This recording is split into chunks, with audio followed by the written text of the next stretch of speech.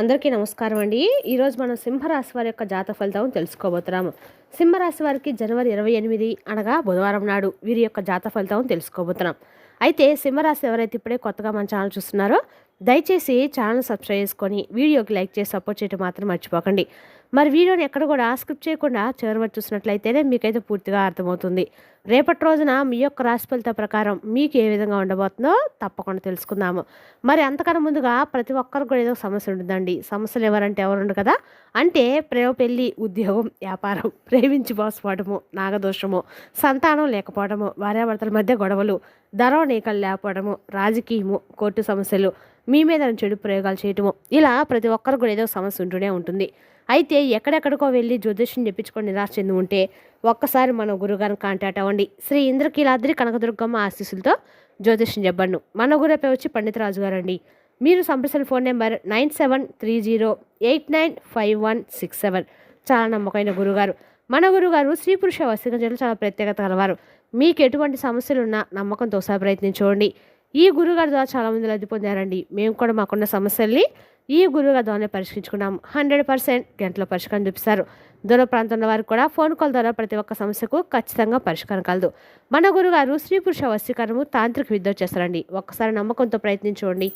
ఇక వివరాలకు వస్తే కనుక ఈ రాశి వారికి రేపటి దిన ఫలితాల ప్రకారము రేపటి రోజున మీకు సర్వయుగ గ్రహాలు కూడా మీకు అనుకూలంగా మారబోతుందని చెప్పుకోవచ్చు. మీకున్నటువంటి ఇబ్బందులు కూడా ఒక్కోటిగా తొలగిపోవడము రేపటి రోజు మీ కళ్ళారా చూస్తారు.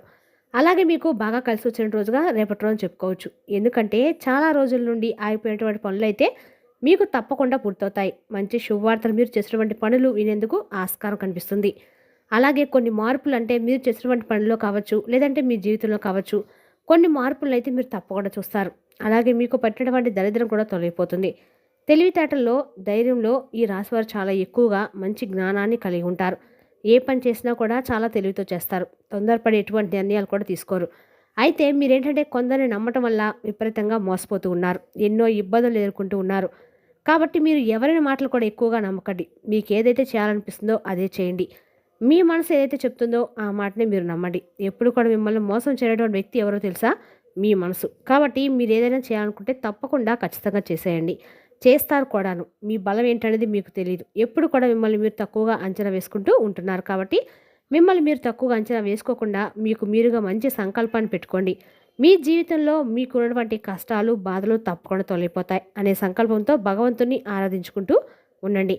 అయితే కొన్ని సందర్భాల్లో మీకు ఎదురైనటువంటి కష్టాలు ఏంటంటే మీకు మీరుగా కొన్ని తెచ్చుకున్నటువంటి, ఎందుకంటే అప్పుల బాధలు కావచ్చు, ఆర్థిక సమస్యలు కావచ్చు, డబ్బు పరంగా కావచ్చు, ఇలా మీకు ఏదైనా కొన్ని సమస్యలు అయితే ఇంట్లో అయితే ప్రశాంతమైన వాతావరణం లేక మీ మనసు కూడా ఎప్పుడూ ప్రశాంతం లేక విపరీతమైనటువంటి ఒత్తిడికి లోనవుతున్నటువంటి క్షణాలు కూడా లేకపోలేదు. గతంతో పోల్చుకుంటే మీకు రాబోయేటువంటి రోజుల్లో అంతా కూడా బాగుంటుంది.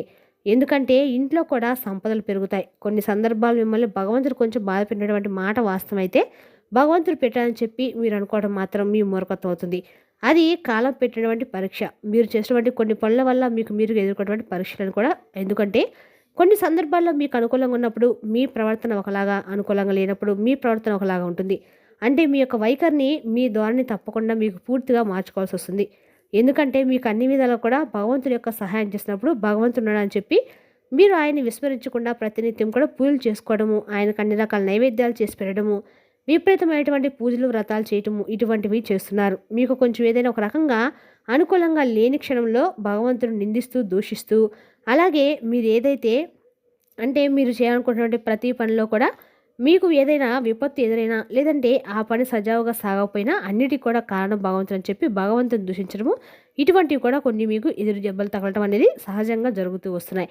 కాబట్టి భగవంతునిపై ఎప్పుడు కూడా అపారమైనటువంటి నమ్మకాన్ని ఉంచండి. మీరు ఏం చేసినా కానీ మీకు ఏదైనా ఒక రూపాయి కాల్సి వచ్చిందనుకోండి, అందులో ఒక పావలైనా భగవంతుని కోసం ఆరాధనకు ఉపయోగించండి. అందులో మీకు ఎవరైనా కానీ నిజంగా సహాయం కోసం ఎదురు చూస్తున్న వారికి సహాయాన్ని అందించడానికి మీరు చేయాల్సినంత సహాయం చేయండి.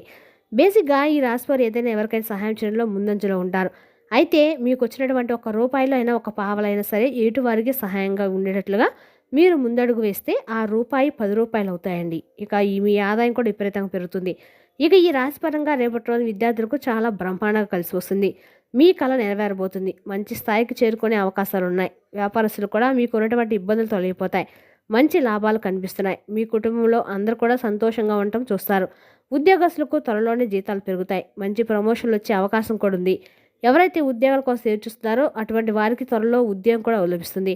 ఇక ఈ రాశి వారికైతే జాలి గుణం అనేది అధికంగానే ఉందండి. ఆపదలో ఉన్న వారికి తప్పకుండా సహాయం కూడా చేస్తారు. నా అనుకుంటే వారి కోసం ఏదైనా చేస్తారు. వారికి ఏ కష్టం వచ్చినా తోడుగా ఉంటారు. జీవితంలో డబ్బును బాగా సంపాదించాలని చెప్పి మీరు అనుకున్నారు కాబట్టి ఆ సంకల్పం కోసం మీరు మరింత ఎక్కువగా శ్రమ చేయాల్సి ఉంది. మీకు పెద్ద కోరికలు అనేవి ఏమీ లేవు, కానీ ప్రశాంతమైనటువంటి మనసు కలిగి ఉంటే చాలు. భగవంతుడు మాకు ఉన్న దాంట్లో సంతృప్తిగా ఆనందంగా జీవించే విధంగా అవకాశం ఇస్తే చాలని చెప్పి అనుకుంటారు. అయితే మీరు భగవంతుడిని ఏ విధంగా అయితే ఒక రూపాయి ఇచ్చాడో ఆ రూపాయిని జాగ్రత్తగా చేసుకోండి. అందులో మీరు ఏదైనా కానీ అంటే సహాయం చేయగా మీ ఖర్చులకి పోగా ఏదైనా ఒక రూపాయి అయినా వేసుకునే మనస్తత్వాన్ని కలిగి ఉండండి.